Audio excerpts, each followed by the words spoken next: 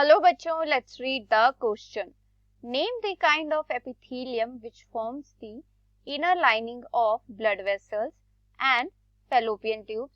Mention one difference between the two. इस question में पूछा गया है कि जो ब्लड वेसल्स और फेलोपियन ट्यूब्स की इनर लाइनिंग होती है उसमें कौन सा एपिथेलियम प्रेजेंट होता है और उन एपिथेलियम में क्या डिफरेंस होता है. तो इस क्वेश्चन के लिए की कॉन्सेप्ट है epithelium.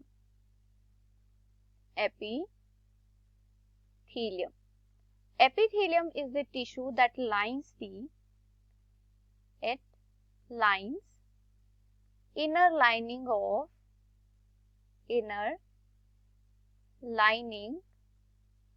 of visceral organs.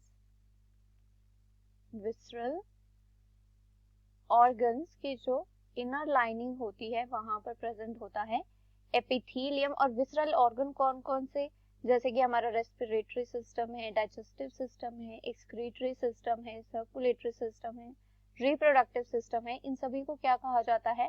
Visceral organs होते हैं. जो भी किडनीज हैं, स्टमक है, या फिर हम बात करें हमारे गोनाड्स की, ये सभी क्या होते हैं? विसरल ऑर्गन्स होते हैं. और इनकी जो इनर लाइनिंग होती है उनमें क्या प्रेजेंट होता है? एपिथेलियम प्रेजेंट होता है. So now if we talk about the blood vessels,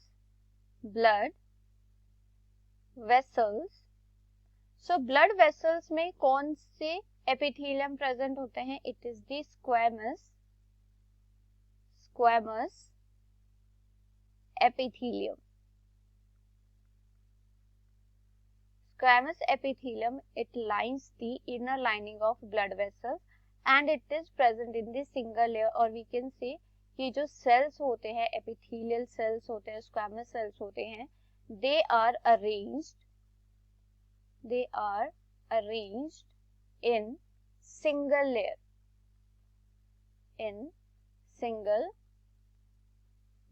इसीलिए इनको क्या कहा जाता है? सिंपल एपिथेलियम भी कहा जाता है. Now if we talk about the fallopian tubes,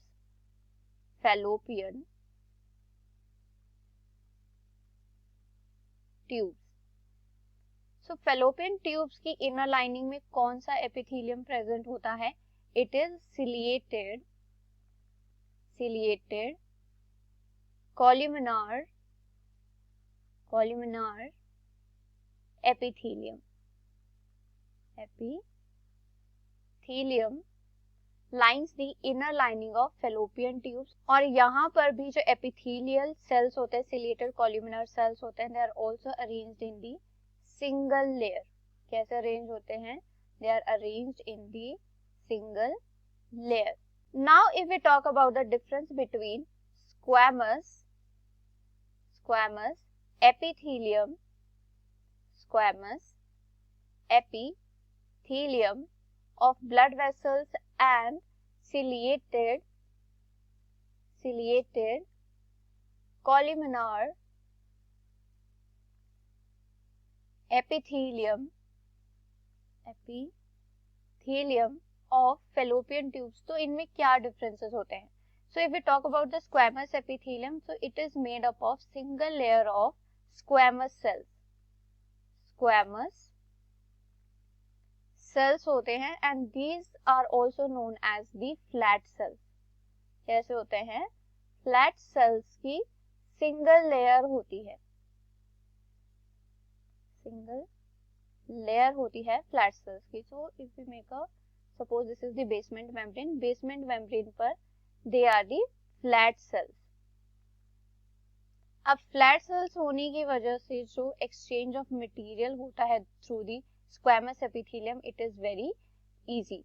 So just squamous epithelium कहाँ present होता है? blood vessels में present होता है and it is helpful in the exchange of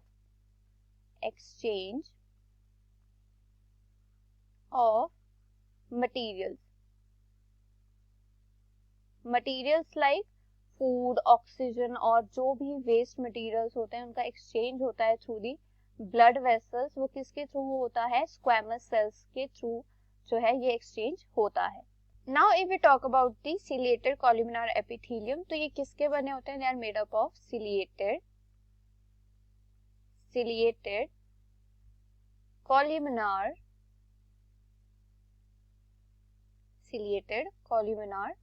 sales से बने होते हैं और जो कैसे अरेंज होते हैं, they are arranged in single layer में अरेंज होते हैं। और वी कैन से जो एपिथेलियल सेल्स हैं वो कैसे होते हैं, they are the tall columnar cells. Tall columnar cells होते हैं जिनके फ्री एंड्स पे क्या प्रेजेंट होते हैं, सीलिया प्रेजेंट होते हैं। और जो ये सीलियास की मूवमेंट होती है, इनकी वजह से क्या होता है, it directs the path of, और they are responsible for the movement of